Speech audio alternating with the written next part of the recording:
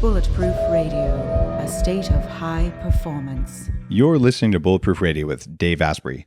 Today's cool fact of the day is that 3 spider species experience the equivalent of 5-hour jet lag every day. And if you think it takes you a few hours to recover from lost sleep or flying across the country, just be glad you're not an orb weaver. 3 different species of orb weavers may have the shortest natural circadian rhythm discovered in any animal so far, at least according to researchers at East Tennessee State University. Most animals have natural body clocks that run closer to the 24-hour day-night cycle, plus or minus a couple hours, and light helps reset your body's timing each day. But these spiders average about 17.4, 18.5, and 19 hours respectively. And, well, they also look like aliens, so maybe they're not really from here. What that means is they have to shift their cycle of activity and inactivity, their equivalent as spiders of sleep and wake cycles, by about 5 hours each day just to keep up with the sun. And that's like flying across more than 5 time zones and getting that much lag every day in order to stay synchronized, according to the researchers. And theoretically, researchers say those spiders should not exist.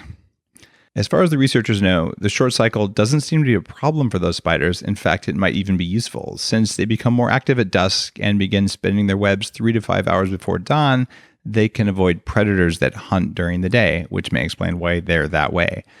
Determining the differences between short and normal period clocks in spiders can actually help us find out why different circadian clocks are suited to different environmental challenges for humans as well. So from where I'm sitting, if the spiders can do it, I ought to be able to do it too. We just have to learn how. Before we get into today's show, Bulletproof Radio just surpassed its record in monthly downloads and listens, which is really cool. And that's all thanks to you and you taking the time to tell your friends that the show is worth your time, or telling me that it's worth your time by leaving a review on iTunes. So thank you if you've taken a minute to do that. If you haven't, you can go to bulletproof.com/iTunes. That'll take you straight to the Apple page where you can say, hey, this show gets 5 stars and it's worth your time. I appreciate it. Put a lot of energy into the show because I get to learn and you get to learn along with me. Today's guest is actually not a spider, which is a particularly cool thing. And his name is Harpreet Rai, although that said, he is gluten-free. He's also the San Francisco-based CEO of Oura Health, a company that developed the Oura Ring. You might have seen me on social media wearing a distinctive-looking, shiny black ring. And I've never been a fan of wearing rings because they tend to get in the way unless they're doing something really valuable. I was CTO of one of the wristband sleep tracking companies called Basis that was acquired by Intel a while ago. And I've been tracking my sleep very carefully for more than a decade because it's allowed me to write some of the very first blog posts about how to hack your sleep, how to take control of your sleep, how to get more out of the amount of time you spend with the lights out and your eyes closed. And for me, the pain point has been wearing an ugly headband that my wife didn't really like, or a chest strap, or even a wristband that didn't get great data. And there's been an evolution in the technology of that. And when I saw the Oura Ring about 5 years ago, I got really excited because it's a ring that does all of the tracking that I was hoping to do with these other devices. And I've been using one for quite a while. So I wanted to bring Harpreet on to talk about what they're doing, to talk about what heart rate variability does to help you control your sleep, know how well rested and recovered you are. And he was nice enough to come and meet with me live at Alpha Labs, so we can get deep on sleep, circadian rhythms, and why Harpreet believes that sleep is the foundation of your body and your mind instead of coffee. Harpreet, welcome to the show. Thank you, Dave. It's awesome to be here, and honestly, just gratitude also as a listener. The information you put out there just helps people learn every day. Harpreet, you've been in investment banking, you've been an entrepreneur, and you decided to join and lead Oura, given a bunch of different things you could have done. What made you decide you wanted to focus on sleep? I think sleep is honestly one of the greatest biohacks or biggest performance enhancing thing that you can do. I think in today's society, it's harder to get sleep. I think, we're constantly being pinged by our phones, pinged by social media. There's Netflix, there's all these things to sort of distract you from it. But I do think sleep is the foundation of our health and the foundation of our body and mind. All right, that was a great PR canned answer. But here's the deal, man. Sleep kind of sucks, and sleep has pissed me off for years because it keeps taking away time from stuff that I want to do that seems like it's higher value. Yeah. And I've had to change my perspective on sleep from screw that noise, I don't want to do it, and I'm not going to do it. And you can get away with that when you're young, especially, and just say, I'm just going to soldier through. And you do have a performance decline when you can measure on various tests of executive function, short-term memory, things like that. But you can also learn the way Navy SEALs do to be resistant to lack of sleep, to perform well even if you're tired, by taking certain functions from your conscious brain and sort of making them go into automatic mode, reducing load on the brain, taking modafinil like I did for 8 years, which, by the way, is a heck of a way to handle a poor night's sleep. But I also realized every time someone says, you should get 8 hours of sleep, I'm like, yeah, I tried that. I didn't feel that much better. And the ROI on the extra 2 hours of sleep, I sleep 6 hours and 5 minutes. Yeah. It just never seemed like it was there. So you're saying, yeah, sleep is the foundation. Sleep is good. We all heard we should sleep 8 hours a day. Our moms told us that when we were 5. But what's different? Like, what's new about sleep that we didn't know before? Sure. I think what's new about sleep is a ton. So it's not just the length, as you mentioned, but it's actually the quality of sleep. So we can, and some people, I would say 2/3 of the population do get 8 hours of sleep, but the quality of the sleep is actually probably what's lacking.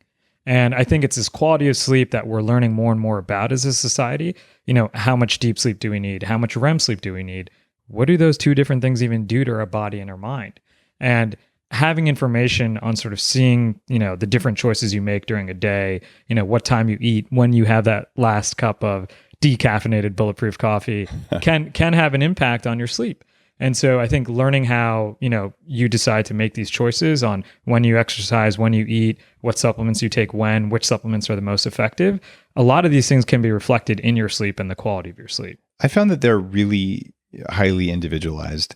And a lot of my work in Headstrong and even the early blog posts on Bulletproof have been around, here's the biochemical explanation given what we know, which is a very small amount of what we will know about the human body. And so given this ought to work, let me test it for my sleep. Let me test it on a few friends for their sleep. And then writing hacks about using raw honey before bed. And the Bulletproof blog was the first one to do that. And then a lot about lighting in the room, what actually happens if I black things out obsessively. And it turns out I noticed massive changes on my score in sleep. And if I had a few LEDs on or the curtains cracked, I didn't sleep as well, even though I still slept the same amount. And so I started sharing that knowledge.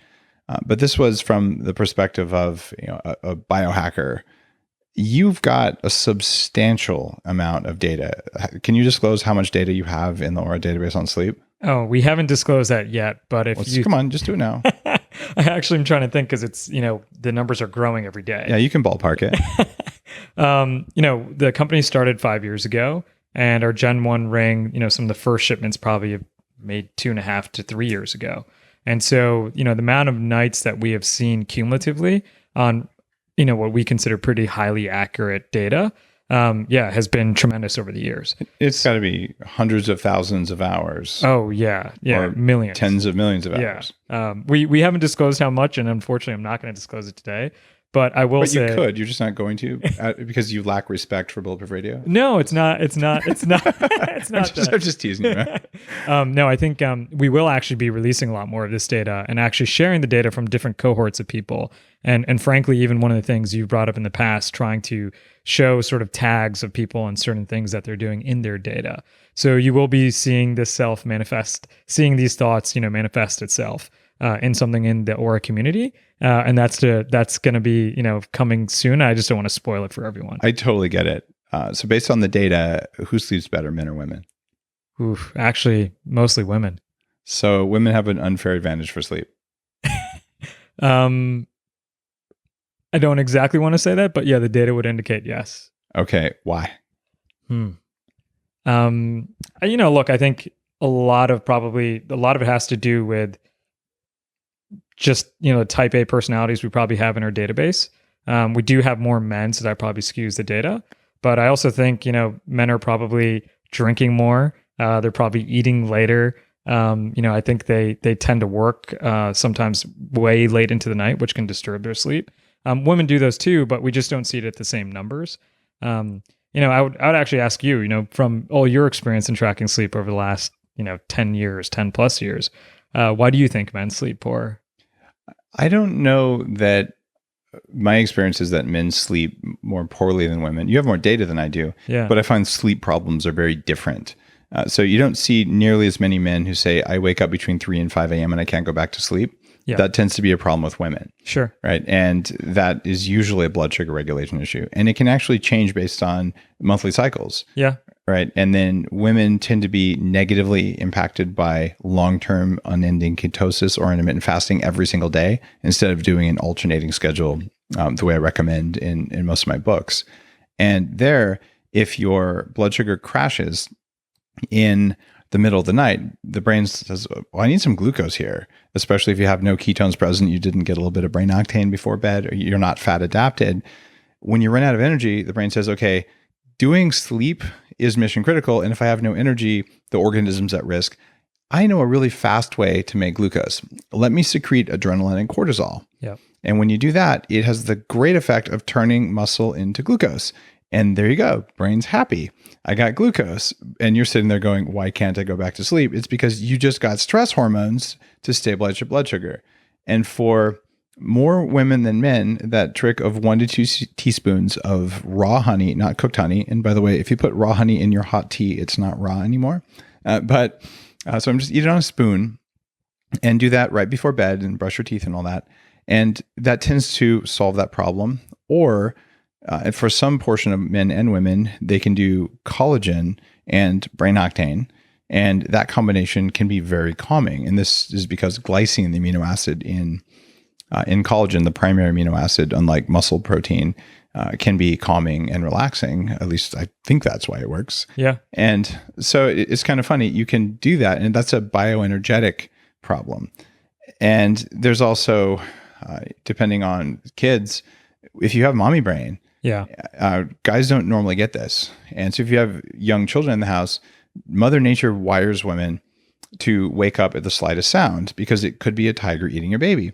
And this is really useful if you live in a cave or on the savannah, and it sucks if you have kids under 2 or maybe even 5 years old, because it's just going to happen. So then quiet in your room is really important. Oh, but you're in a city, you probably won't get that.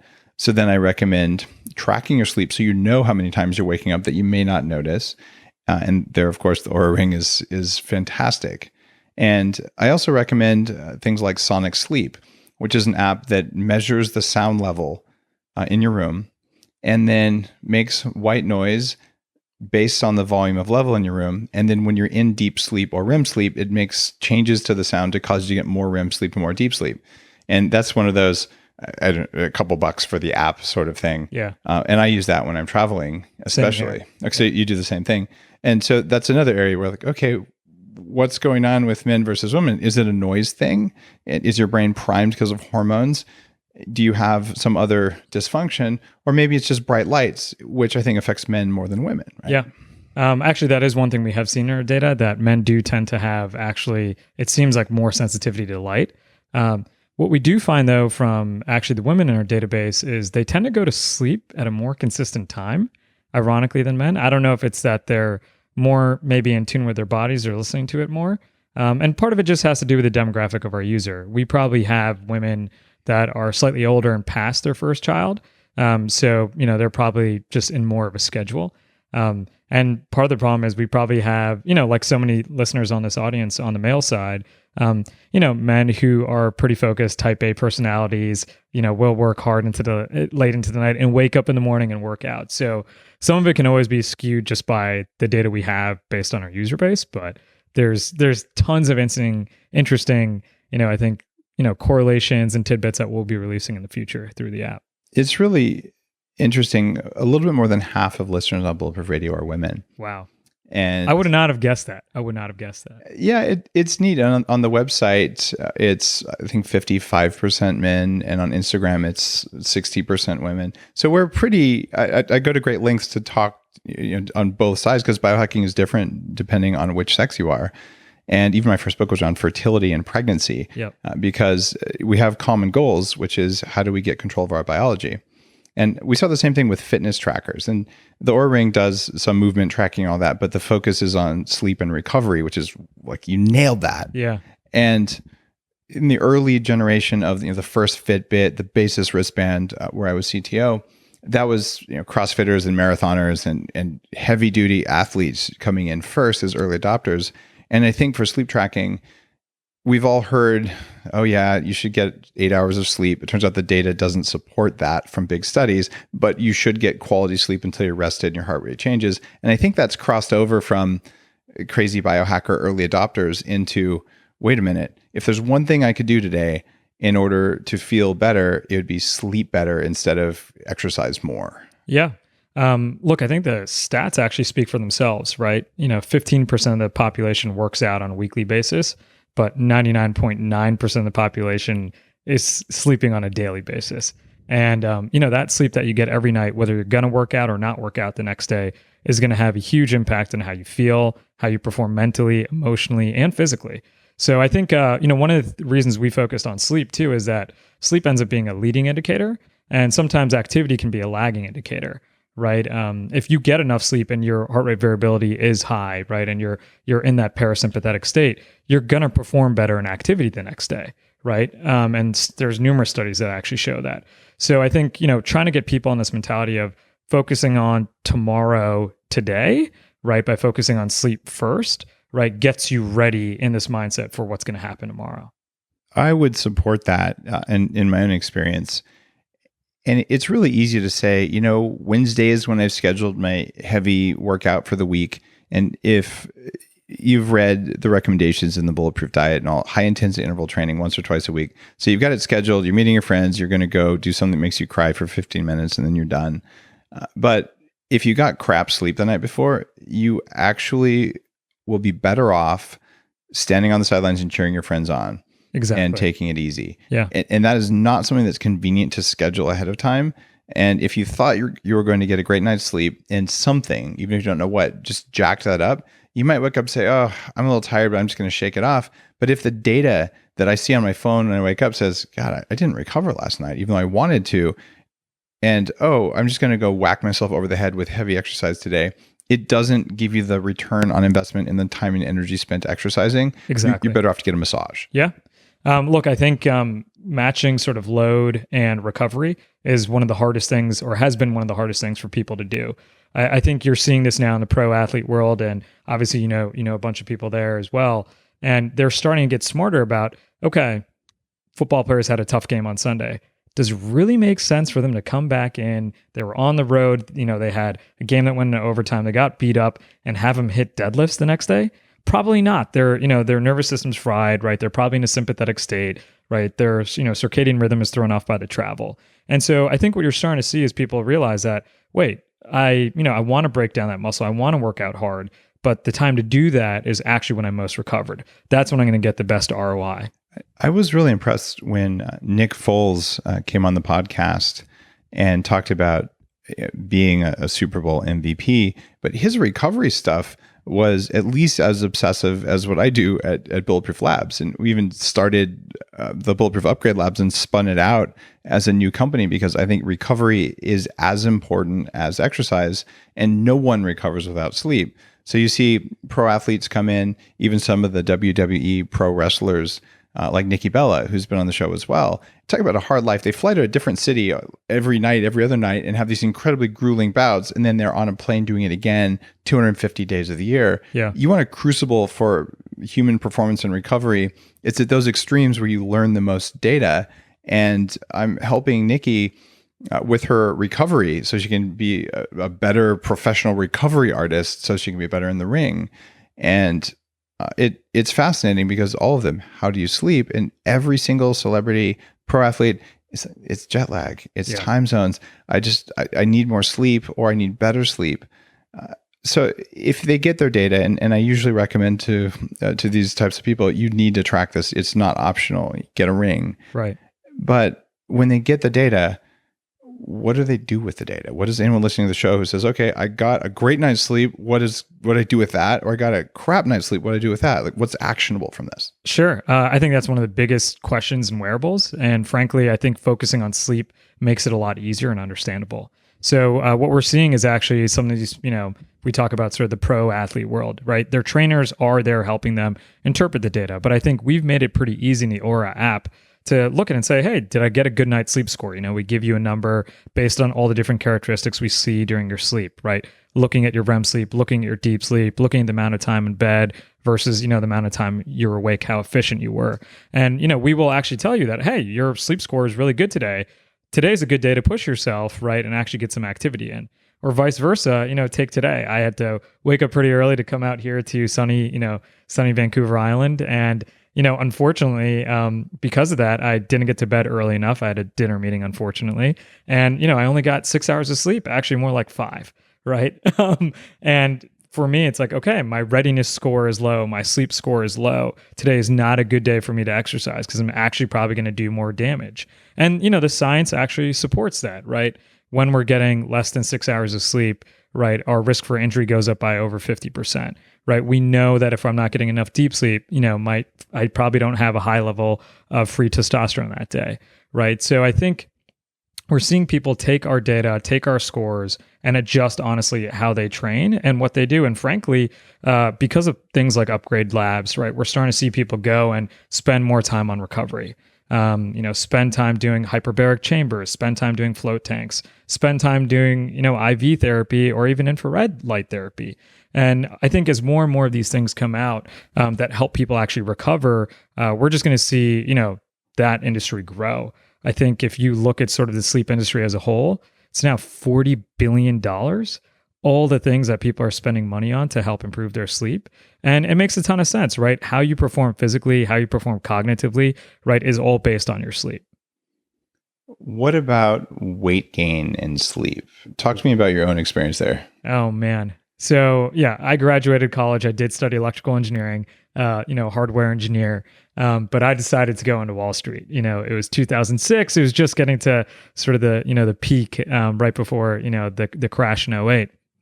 And I actually ended up going into investment banking, and I probably averaged about 4 hours of sleep a night. I came into investment banking weighing 140 pounds. Guess how much I weighed after 1 year? 200. 185. Wow. I almost put on a pound a week, almost. And I was eating less. Yes, I wasn't working out, but I was still eating pretty healthily, right? I'd have, mainly keto diet, low carb, or at least paleo. But just by the lack of sleep, and we can talk about some of the hormonal stuff. I know, yeah that'll be a ton of fun. But I just saw it in myself. I was literally gaining almost a pound a week. I mean, it's pretty infuriating to just all of a sudden being not really doing anything, not eating that poorly. Yes, I don't have the time to exercise because of my job at the time, but just gaining that weight was extremely frustrating. What I found, and what the data supports, is exercise really doesn't help you lose weight, or if it does, it's very painful and you don't keep it off because of hormone changes. So you're nowhere near 185 pounds now. That you're carrying it pretty well. So you're not 140. Where are you now? I'm probably 150 right now. Okay. Yeah. So I'm also you look healthy. 12 years older. And you're way ripped, so it's all good. No, I'm just kidding. But you look like you're in reasonable shape. Thank you. Right? And what did you have to do? Clearly 4 hours isn't enough, and I'll tell you my own 4 hour night story. Sure. But how did you shift from 4? How much do you sleep? What was the effect on your weight when you did that? Yeah, after that 1 year of actually starting to, and in the age of 22, seeing my hair gray and lose some hair, and most people probably can't tell just because I wear a turban. But I was starting to lose some hair. I gained a ton of weight. And honestly, my parents looked at me. They're like, "Are you sure you want to be doing this?" And they were absolutely right. So I did leave investment banking. I still went into a stressful job, but at least started to get 7 hours of sleep. Actually, right around the same time, I started adopting a keto diet. So back in 2009, 2010. And frankly, I wish I'd known more because I would have done it, more in cycles. But, started doing keto, started doing bulletproof coffee, ended up working out, not a ton, but at least, 3 times a week, 2 to 3 times a week. And I just found that sleep became such a central part of my life that determined how much how I could work out the next day. It determined how I'd perform at my job the next day. And so for me, just honestly learning and having that experience with sleep and just sort of seeing that weight come off with almost less effort than I would have thought, just because I was focused on sleep, was a huge eye opener. The amount of sleep you get is well documented to control how much fat you put on.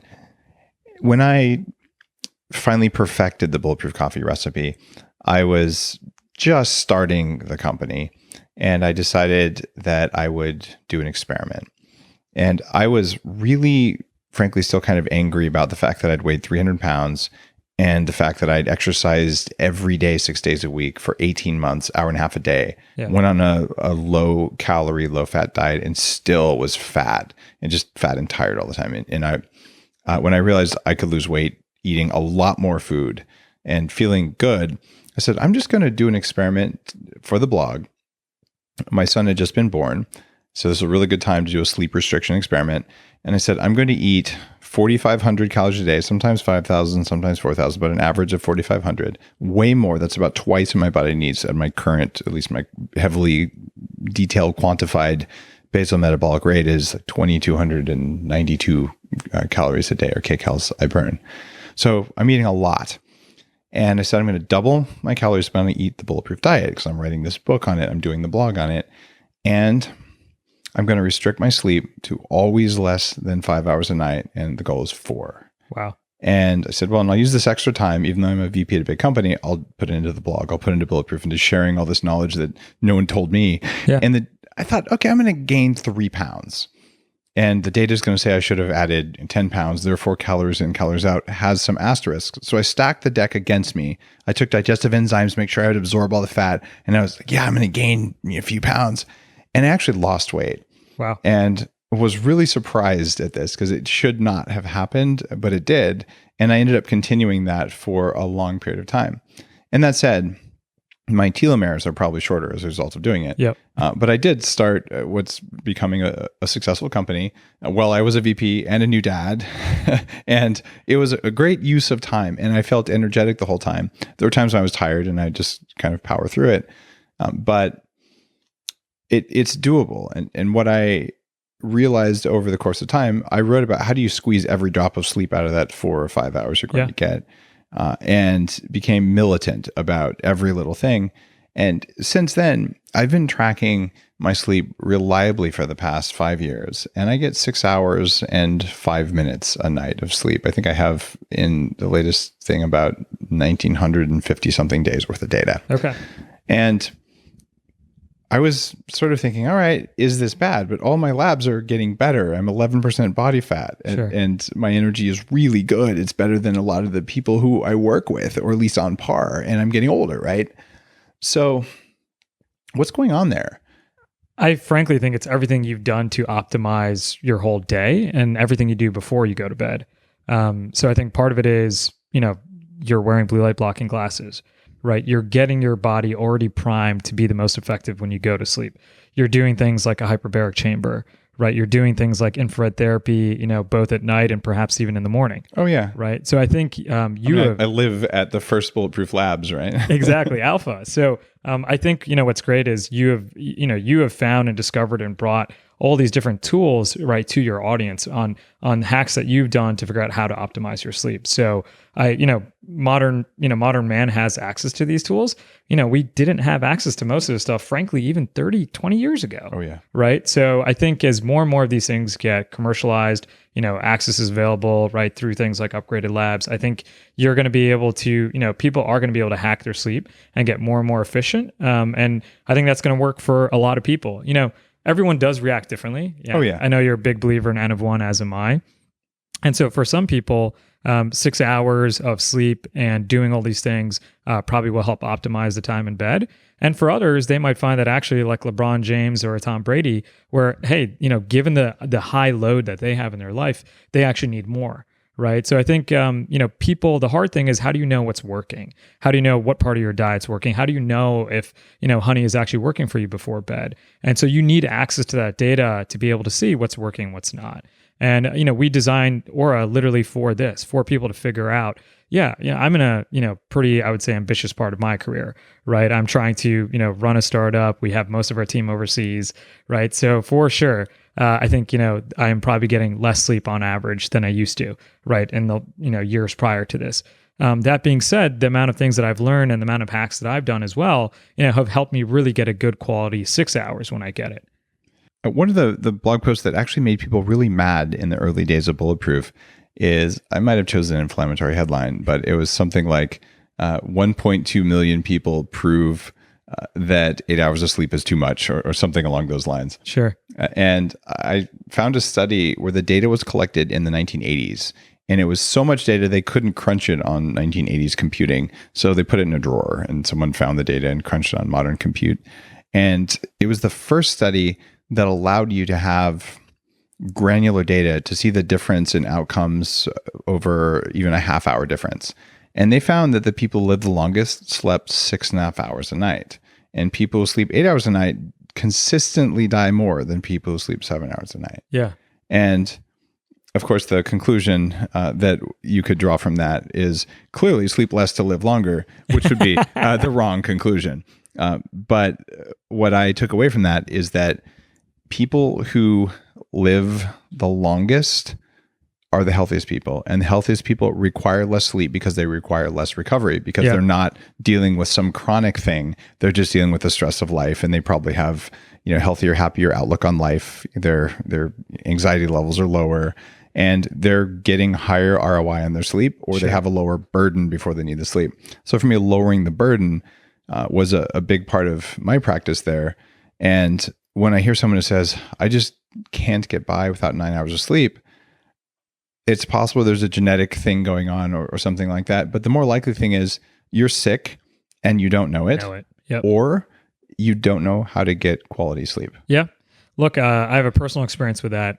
My girlfriend has Lyme disease, and she was sleeping and always sleeping longer. We've been dating for almost 5 years, and she would always sleep longer than me, but yet wake up feeling like crap, right? And basically, when we started to look at her data, she had no deep sleep.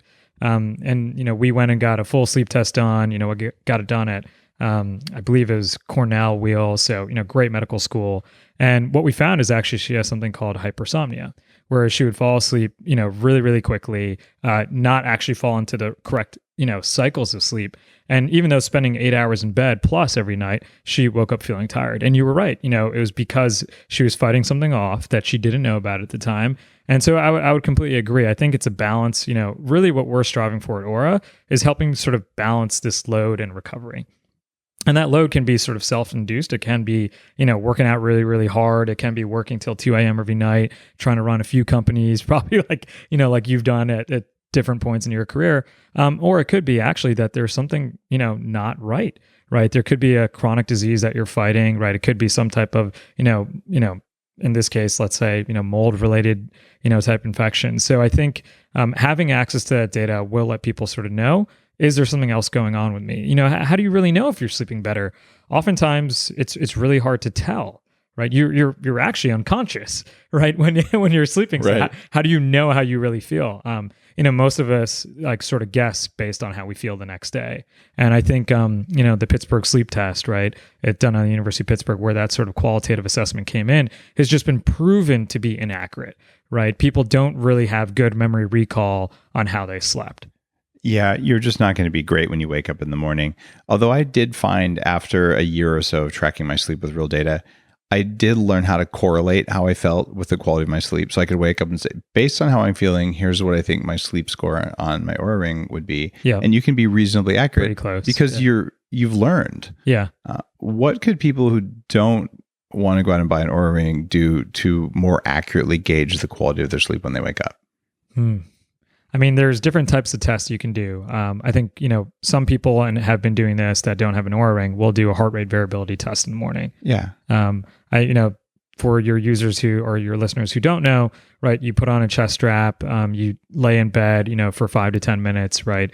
And you use some type of app to connect that chest strap to your phone and get an assessment of sort of where your HRV is. So that could be something, and some of the chest straps are cheaper than an Oura Ring. Some of them are $20. Yes. Right? Yeah. In fact, in the Bulletproof Diet, which came out in 2014, its first print before it went into paperback, I had a heart rate variability based app because it can tell you the quality of your recovery and your sleep. It can also tell you what's going on after a meal if you eat something you're allergic to. Yep. So there's all sorts of interesting data points there, but very few people are going to sleep with a chest strap on. It's just not. It's not something that will happen unless you're either an extreme high performer, a professional athlete type, or if you're really sick and you're desperate. Yeah. And I've never been a professional athlete. I like to think I'm a professional biohacker, but I've definitely been really sick with Lyme disease, which comes as a result of toxic mold exposure and fibromyalgia and arthritis and high risk of heart disease, all these things, obesity, and having said, I'm not going to do this anymore. I'm done. It was that motivation that made me be willing to sleep with a chest strap and all that. I just never liked it. Yeah. And to be able to just have a ring that I don't notice, that gives me better data than I was getting from that anyway, because I actually use it. Whereas the other thing, I'm going to bed, screw that noise, I won't do it tonight. So I'm grateful to have that ability. I just think about all the people who aren't going to go. Sure. To go do that. Is there, something to pay attention to? Maybe here's a hack that I know definitely correlates with toxin exposure and very likely with sleep is grip strength in the morning. Yeah. So when you wake up in the morning, if your grip is weak, you probably got bad sleep or you ate or breathed something the night before that messed with your system. So you can get a digital grip strength gauge. Which will do that. I have one, but that's $100 or something. And now you're like, okay, that's a pretty weak metric compared to a ring. And at least in my case, it doesn't, I pretty much max the thing out. And it says I have a strong grip for an 18-year-old, but so I don't know that I'm getting good data anymore, but I'm N equals 1, right? Yeah, I think, some of our team, they do an orthostatic test in the morning. So, checking sort of the heart rate change after you stand up. So that could be one. And, I've seen people estimate that just by sort of counting their pulse as well. So, there's things that you can do for that. There are different sort of, CBT type, reaction time test also as apps. That's another thing that people do in the morning to sort of just test cognitive function. So, that could be a quick hack, something that you try. And frankly, I think a lot of it is, you can just ask yourself over time, and this does get harder in today's society, but how are you feeling every morning? And I think if you do that consistently, you take the time to do it, you really have to look inward. Like if you're not feeling great and you have low energy, then okay, maybe you should start looking into this. Maybe that Oura Ring might be worth it, or maybe you start doing an orthostatic test first, right? See if that data jumps out as irregular, and then maybe decide, hey, I should look into this further. And for the dedicated biohackers amongst our listener base, which is a minority of people, but there's lots of us out there, we'll totally do that because we're curious. Sure. But I like the idea of I put a ring on, I wake up in the morning, I get a sleep score that takes into account my heart rate variability, amount of sleep, and all the other data available, and says you're about this rested, your sleep was about this good, so use that and move forward. When I compare that to the daily how am I doing metric, part of the research that went into my new book, Game Changers, that is on Amazon right now as a pre-order. By the way, did you guys notice the plug right there? That was go to Amazon and pre-order Game Changers. Thank you. Anyway, I did a daily satisfaction with life metric. It was how much energy do I have? Do I like my relationships, my job? Just is life good or not? And I tracked this every day for a year and tracked it and compared it to frequency of male orgasm and came up with data to test some old Taoist equations. And it turns out there is all sorts of data you can get if you take what you know, whether it's how rested and recovered are you from your ring or just your observation of do I like things? Yeah. As long as you track it over time, you can correlate it to all sorts of things, probably including what you had for dinner, yep. Including how much social interaction you have. And you start to realize the things you do in your life affect the quality of your sleep, and the things you do in your life affect the quality of whether you like your life or not. Yeah. There's scientific papers, numerous of them, sort of correlating mood and quality of sleep, right? For sure, there's lots of hormones that are released during, when you sleep, and a lot of them do have to do with emotional balance and cognitive balance as well. So that makes a ton of sense. We've seen it actually from our users. Just when you asked me earlier, how are people using the Oura Ring? Well, people are starting to realize that actually, if you eat a pint of ice cream before you go to bed, you end up having low heart rate variability, a high resting heart rate. Most people won't get, that great deep sleep or REM sleep. And, as a result, you sort of feel like crap the next day. And so I think, you will start to realize that it's actually your lifestyle actions, right? What did you eat last night? When did you eat last night? Did you drink? That do have an impact actually on how you sleep. And part of that can be just also cumulative stress.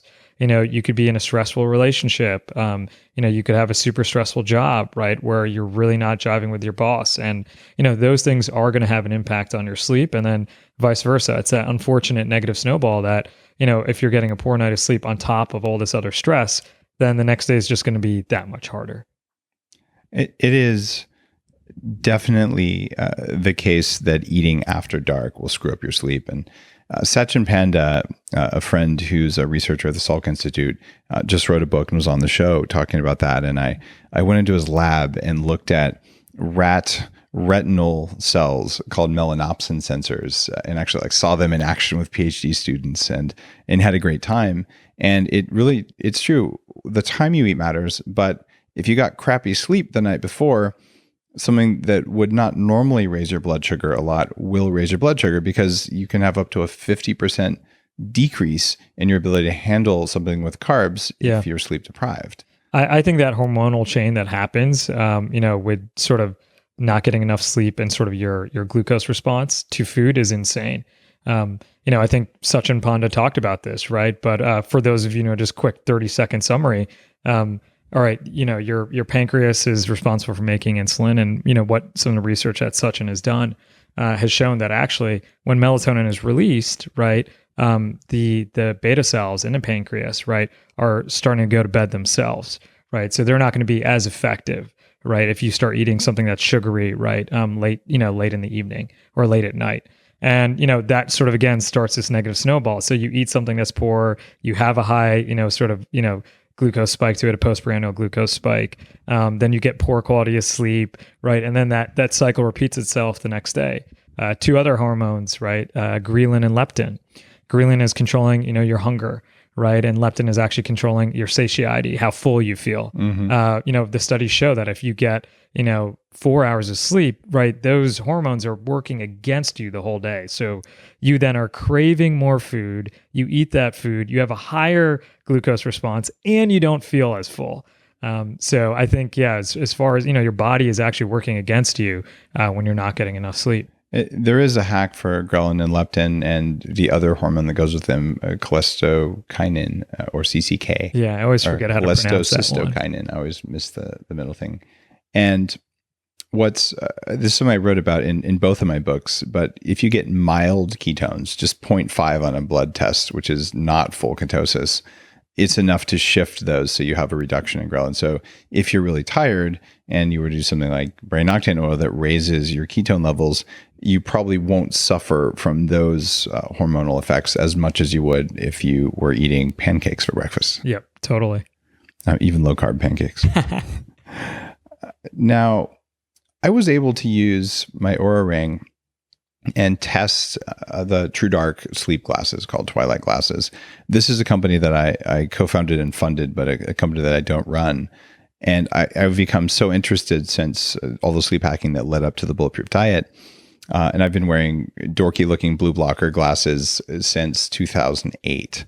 And I remember the first time I wore these pair of Oakley glasses where I'd put custom lenses in. And the first time I wore them on stage, I'm like, I completely am the biggest dork ever.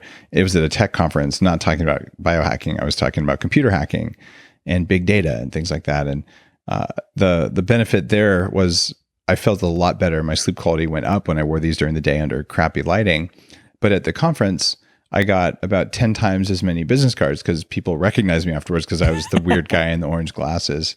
And I've continued the tradition today.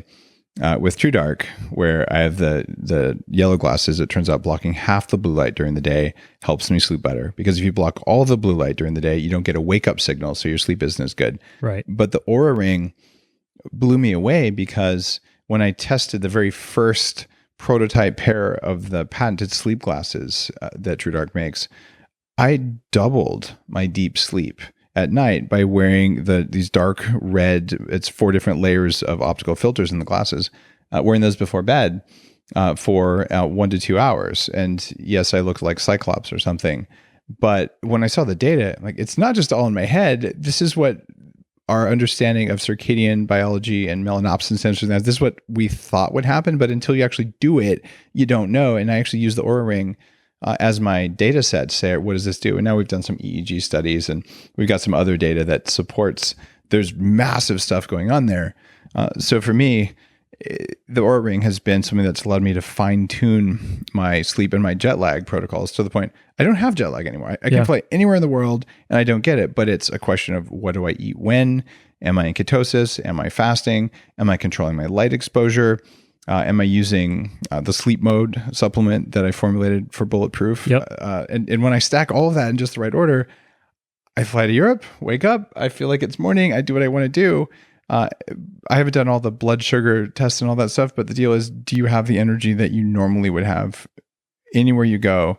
And it is still a bit of an art. It's not just science, because different biology does different things. Without a ring, how would I know? Yeah. No, honestly, that's why we've made, we focused on 2 things when we were designing the Oura Ring. And, I would say the number one thing was accuracy.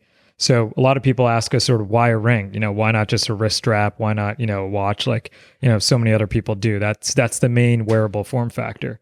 What we found, and something I'm sure you saw from your time at Basis, was that actually, there's a reason why every hospital is measuring your heart rate on your finger, right? It turns out that those arteries on the inside of your wrist go into your palm.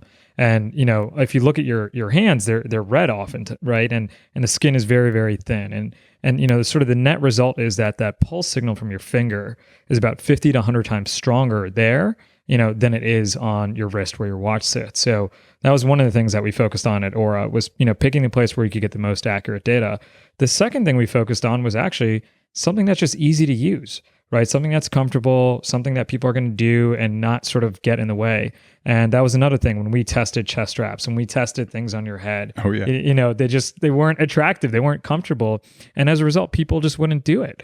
And so what we found is, with a ring form factor, you sort of don't notice it's there. We designed the rings, actually, our Gen 2, with titanium, because we wanted to make it as light as possible, so you really can't feel it. And we just found that actually, now that it's that easy and it syncs just right to your phone and it's accurate, people, the retention ends up being really high, which is sort of what you need, right? You need that data over long periods of time, right? Or even, short periods of time. You can start to hack stuff in a couple of weeks.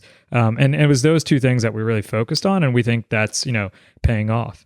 When I wrote Game Changers, one of the rules that came out from all these different interviews when I did the statistical analysis was track what you hack.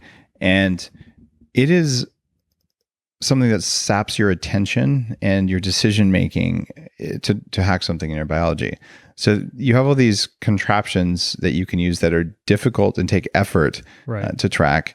And you get people who become, I'll call them data fetishists. And some of these people are dear friends and founders of the quantified self movement and all. Like, I have all this data. It's like, yeah, what did it cost you to get the data, and how actionable was the data? Right. And for me, lowering the cost of getting data means I'll get more data and then I can learn something from it. And if it's expensive data because it took a chest strap or a headband or things like that, I'm only going to do that when I'm actively trying to hack my sleep. Whereas getting a signal every single day that was nearly invisible and effortless becomes much, much more valuable. So even a wristband, when I was at Basis, we didn't hit that convenience level. And when I first saw the ring, I just looked at it and said, how did you get the sensors and the battery in there? Because we couldn't do that. I was just salivating for a ring, but engineering wise, it was just too early. So what made it possible for you to stick all that stuff in there? Because it doesn't look like you could fit a battery, much less a sensor in there. It looks like a normal ring. Yeah, no, look, I think what makes that possible first is a great team. So we have a tremendous, engineering team and hardware team and an algorithm team. People that have years of experience. Our chief scientist was actually the chief scientist at Polar for 17 years. So there was a ton of obvious, work that he had, and we have great hardware engineers from Nokia as well. So I think, that was part of it. Is just you got to have the right team. I think it was that singular focus on sleep. I think when you're making a wrist-based device, you focus on, how much battery should I leave for the display, right? Do I want to track other things during the day? Do I want to get notifications? And all those things use power. And so I think as a result, you can't dedicate as much sort of that battery life just to focusing on sort of sleep and HRV. And I think, the third thing is just really advancements in technology, right? So curved batteries weren't as easily, readily available when you were at basis, right? I think advancements and sort of microprocessing power and power efficiency, that's improved quite a bit as well. Even from our Gen 1 to our Gen 2, right? Our battery is almost a third, yet we're actually sensing more data, and the life of the device is almost 3x. So Wow. we've even seen just huge improvements, over 2 years. When you put on your hat about what a Gen 5 Oura looks like, paint a picture for me 5 or 10 years in the future. How small, how good are we going to get? I think the future is really exciting. You're seeing these things go, from wearables to potentially even more embedded, things that have even more bendable type batteries, greater power density on batteries. You could have multiple form factors, right? You could have 2 rings and actually be taking something like a constant EKG, right? Passively. So I do think, one of the things we do realize, the pain points today, one of the pain points is charging. So if you just think about power efficiency and being able to not really have to charge a ring as much, even though people charge it now once a week, we do see that as a pain point. I do think even more data, it sounds a little ridiculous, but there's all types of additional sensors you can be putting in there. Things like, I would say optical, just different types of ambient light sensors that could provide additional data, EDA sensors or GSR sensors to test sort of, the quality of what's happening with your sweat or the perspiration. GSR is galvanic skin response, which can tell you whether you're in fight or flight mode right now. It's one of the earliest forms of biofeedback. Yeah. 25 years ago, I was saying, if I put this thing on my arm, I can control the micro sweat, which is a form of advanced meditation. It's an accelerated way to meditate anyway. So to have that in a ring, that was also on my, I hope to have that someday. Your list of paces, when I was a CTO in the space, because getting all that data without having to pay attention over time, you should be able to get to a point where you can use your Oura Ring and compare it to your calendar. Exactly. Say, meetings with that person always raise my stress levels and all this, and then you can start examining why. And the reason is probably going to be something to do with personal development, sure. Or maybe that person's really just not a good human being, and you need to not work with them. But whatever the deal is, raising awareness of the subtle signals that really we have onboard signals processing and sensors to do all this anyway. But plugging your brain into those, it takes a lot of self-awareness and personal development work, and spending time with gurus in Tibet and fasting in caves in Sedona. And I've done all that work, and I still get value from having data that helps me see the things I wasn't aware of. Yeah. Look, I think sensors are exciting, but as you just mentioned, context is another big thing. And that's something that we will be doing more of. Frankly, even before we do things in the hardware, just from the app perspective, getting to know, syncing with your calendar, right? Knowing, okay, this happened that day. Maybe it's, I have a friend who works at, one of the biggest tech companies out there. And every quarter when he's doing budgeting, I mean, it's like pulling teeth, and he sleeps like crap. He's super tired, and just being able to sort of see that pattern and let him get ahead of it. That kind of data sort of, that reflects your life. I think we're going to see more of that come. One of the cool things we've thought about is meditation, introducing a meditation mode, which we are going to do. So being able to see that when you actually do meditate, how does your heart rate variability change and your respiration rate change? And honestly, the correlation between meditation and the quality of sleep you get. So I think we'll start bringing into more of these things during the day, some of the context tags, different sort of, data hookups into third-party apps that'll help people sort of understand their data more on a day-to-day basis. I've done a couple podcasts with people like Dr. Mercola and Tyler, the expert on hydrogen. I think you're a Bulletproof Radio listener, so you know where I'm going with this question. Electromagnetic frequencies don't seem to be very good for our mitochondria. There's clear data, the mechanism of action, and studies that show that. I wish that was not the case, but there's definitely something going on there. What level of concern do you have with EMF, and what are you doing with the Oura Ring that lets people control that? Yeah, look, it was one of the critical things that we saw as an issue with all these wearable devices. So there was two things that we did. One, we introduced a airplane mode. So that allows you to turn off the Bluetooth, and actually the Ring will sync data or store data for up to 6 weeks without ever syncing it with your phone. So we were one of the first wearables to actually do that. That was why I started wearing it. To be honest, I don't want a radio transmitter turned on my body 24 hours a day. I don't think that's good for my live to 180 at least goal. And maybe I'm wrong, but I bet not. I think you're right. One of the other big things is we specifically chose infrared light. So we only use infrared light on our transmitters, on the LED transmitters. Most of the other wearables in the space use green light. One of the things that we know is, as you mentioned, light during night especially can be disturbing to your sleep, especially if that's close to your head, right? And just the thought of even cuddling with a loved one, right? And just, that green honking light really just sort of, disturbing the mood was another thing that we were pretty conscious of. We did have green lights when I was at Basis, and it was one of the things at the time you couldn't do with infrared. Infrared is good for your biology and doesn't disrupt sleep. But there are studies going back to 1998 where they took a group of people and they had them sleep, and they monitored their levels of REM and deep sleep. And they put this red and blue light on the back of their knee and wrapped it in a bandage so you couldn't tell if the light was on or off. And so they did a fully blinded test. And what they found was that light on the skin without knowledge from the person who was sleeping had a measurable impact on REM sleep. Yeah, that's crazy. And so we know our skin is photosensitive. And for listeners who've read my book, Headstrong, I talk about how, which parts of the cells are light sensitive. And we've known for years that the body is light sensitive. For instance, listeners may have heard me talking about cytochrome P450 pathway in the liver. But most people don't know that it's named because 450 nanometers is the frequency of light under which it fluoresces. And you can activate it with 450 megahertz, nanohertz, what the heck, nanometer light. Sorry, I'm losing my engineering mind right there.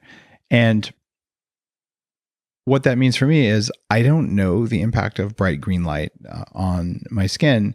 My guess is it's probably not that big of a deal if it actually is on your skin and not in your eyes. But from the work with Sachin Panda, looking at the data in TrueDark, I don't want green light, even little bits of it, entering my eyes at night. Yeah. And so if you have a wristband that's on tightly or something like that, it's probably okay. But let me get it. Airplane mode. Yep. So, and infrared light. Yep. And you don't have to sync it every day if you don't want to. For me, that met the reward risk, where the risk was as minimal as I could think of to engineer it. And the rewards are very high because the convenience is high and the data set you collect is high, which is why I want to have you on the show, because you finally made something that's awesome. And I'm just wondering, is this going to be like a cuticle embedded sensor? Where's it going? Yeah, we're exploring sort of miniaturization. I think that'll make it more convenient. And it does get hard to do. We've made a huge leap between Gen 1 and Gen 2, but we'll continue to push forward. But we've just started shipping our Gen 2, so I would say we're not going to be like Apple. Every year is not a cadence that we're going to come out at, but every 2 to 3 years is something that we want to do to keep innovating. I think that for a startup, every 2 to 3 years is still pretty aggressive for hardware. It is, yeah. And I'm just grateful that I don't have to think about it and I get good sleep data. So I want to have you on to share the current state of sleep monitoring technology. And I look at the Zeo headband, where I did a lot of my original work. It's a company that's not in business anymore. Yeah. My buddy Ben Rubin started it and is now at 10% happier, a meditation startup. But it was so hard for that company to succeed, even though the sales were going up, because wearing a headband regularly didn't work. But that said, I know some wonderful headbands out now. Sure. I have a review of them going up on the Bulletproof website that are actually looking at your sleep and then tweaking things there. And those are good for some certain circumstances. I just don't imagine a future 5 years from now when most of the world, at least the Western world, who has the incredible good fortune to be able to buy a piece of technology like this, will be sitting down and going, okay, it's time for bed. I brushed my teeth. I put on my sleep hat and went to bed. It's just not going to happen. It may happen at pro athletes. It may happen in extreme circumstances. Sure. But a ring, I think I can see that becoming something like having a phone. Well, yeah. I have a biomonitor there. It's actually really funny. So we tried. You are going to get, better data, slightly better data using a headband. That's EEG sensors. It's actually measuring, right, the way your neurons are firing. And so, but what we found is just people weren't willing to wear that every night, right? Sleep is sort of a time like when most people take things off, right? Not when they want to put other stuff on. A chest strap we found actually was constricting. A lot of people didn't like the feeling of that on their skin all throughout the night. And even just that wrist form factor, right? A lot of people actually sleeping with something on your wrist, especially when you're like sleeping on your side, right? That can actually dig into your skin. It actually can hurt your wrists. It can be a little sore the next day. And so I think the convenience form factor of a ring, it's subtle, right? You wouldn't notice it if you saw an Oura Ring, someone wearing it. You wouldn't know that has all this technology on the inside. But at the same time, what we found is actually it's a great form factor that people don't mind wearing to bed. And, of the, call it 2 billion people in the world that are married, most of them do wear their wedding rings to bed. So it's actually something we're used to doing. Just most people don't think about it that way. Well, Harpreet, I appreciate it that you've come to Bulletproof Radio, and because you're a listener, what the next question I'm going to ask is. But before we get there, you actually are offering a pretty amazing thank you to Bulletproof listeners who heard this interview, and I wanted to make sure that we announce that. So if you've listened to the show so far and you're thinking, I want to do this, you're offering $50 off on a ring, which is a massive discount. Yeah. And thank you for that. Of course. So go to Oura Ring, Oura Ring.com, and use code Bulletproof Stealth to save $100 on a ring for the first 100 people. That's for the Stealth Black Ring. Yes. Okay. Yeah. Good deal on the highest end one. And that's a limited number of people. And then $50 off any ring for everyone using code Bulletproof. That's a pretty strong gift. Thank you for that. And I just got to tell you, knowing how recovered you are, not just how recovered you feel, but how recovered your biology is one of the biggest things you can do to tweak your food, tweak your meditation, tweak everything you do. And it's been one of those things that's really helped me dial in my own biology in a way that's meaningful, which is why Harpreet's on the show today. Now, Harpreet, thank you for the code, and I want to hear your answer. Someone comes to you tomorrow and says, I want to perform better at everything I do as a human being based on your whole life. 3 pieces of advice. What are they? 3 pieces of advice. So the first one, improve your sleep. Look, it's going to affect, do you want to be better in the gym? Do you want to be better emotionally? Do you want to be better at work? Do you want to be more productive? That all starts sort of with getting good enough sleep. So that's the obvious answer. All right. And people were certainly predicting you'd say that. Yep. But from a data perspective, after analyzing 450 answers to that question and making them into game changers, so we could look at what high performers routinely do, not just one person, but many of them, you're hitting one of the top 3. So that was not a plug there as much as that's actually what high performers do. That's interesting. You get credit for that one because the data supports what you said, and it's all in game changers. All right, and you got 2 more. 2 more. Actually, I think one of the other big ones, and I'll credit you, Dave, to being a huge help here, is find mentors. Find someone that you can learn from, that's been through it before, been through more than you before. I think that's one of the easiest things you can do to sort of just up your game in life is learn from others. Don't be scared to learn and find people that know more than you and be willing to take their advice. So that's my number 2. Nice. That's also a rule in the book, believe it or not. And it's one of those things that hearing that from people, even hearing that from you, continues to help me hone my own abilities, right? Like one of the reasons I ask the questions I want to know so I can use it. So there you go. You hit another one on the list, which is cool. So you're doing something right. What's your third one? My third one is it's actually a phrase that a mutual friend actually told us, JP, JP Sears. JP Sears. Yeah, and honestly, this is really great advice for me. But I think it's great advice for everyone. Is that, look, you're not here to meet someone else's expectations. You're here on this earth at this point in time. Hopefully we can all be there for 180 years, At least. at least 180 years. But I really think it gets back to asking yourself why and sort of what makes you happy, right? You don't have to be doing something to, just climb the corporate ladder to climb the corporate ladder, right? Just because that's what society expects you to do. You don't have to be, working out so hard if that's not what truly makes you happy. So I think, really ask yourself deep down inside, like why, what makes you happy? And just remember that you're not here to meet someone else's expectation and that this life is yours. Beautiful. I love those answers. And thanks for being on Bulletproof Radio. If people didn't catch it the last time, it's Oura Ring, OURA ring.com. Use code Bulletproof to save $50 on the best tracker I've seen so far. Nice job on the engineering. Nice job on making it easy for me. Thank you. Thanks, Dave. It's a pleasure to be here. Appreciate it. If you like today's episode, you know what to do. Actually, get something to track your sleep. It's worth your time and it will make you a better human being. But if you decide not to do that and you're into gratitude the way I am, take a minute to go to Amazon and leave a review for one of the books, Headstrong, or better yet, order Game Changers and get it sent to you. When you order the book right after it comes out or right as it's coming out or pre-order it, it really helps others find the book quickly. It can help it hit the New York Times list. And as an author, I've been on the list a couple times, but it's always an honor and a privilege to do that because it means that more people will be able to benefit from that distillation of knowledge. There's thousands of hours that went into the book and interviews and calling the interviews and getting the data out of them for you. So check out Game Changers, get yourself an Oura Ring and leave a review. And if nothing else, just have an awesome day.